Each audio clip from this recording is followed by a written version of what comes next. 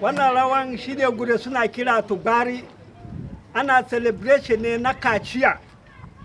Da namiji in gure sun haifu da namiji akan yi mishi kaciya, zuwa wani lokaci sai a yi biki.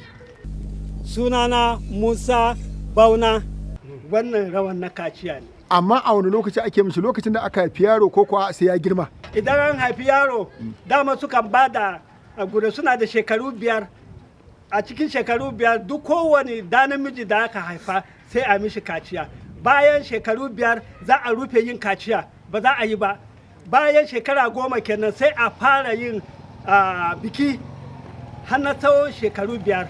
A yi ma wannan biki saboda shi an yi mishi kaciya irin na mutanen guri.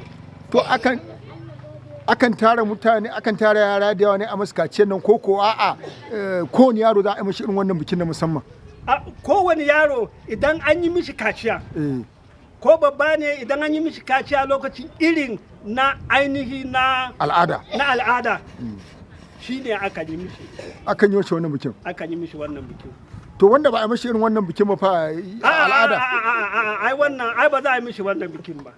Saboda ai shi ba a mishi kaciya irin na gargajiya ba. Yawwa. To amma har yanzu wannan al'ada ana yin ta? An dai bar shi a baya domin kowa ana yi mishi kaciya yanzu. Ba a irin wannan bikin. Amma da ba a bar gargajiyan kiɗan ba? Ai ba bar gargajiyan ba. Yana nan har yau har gobe. Ka ce ya sunan kiɗan ma? Tubari.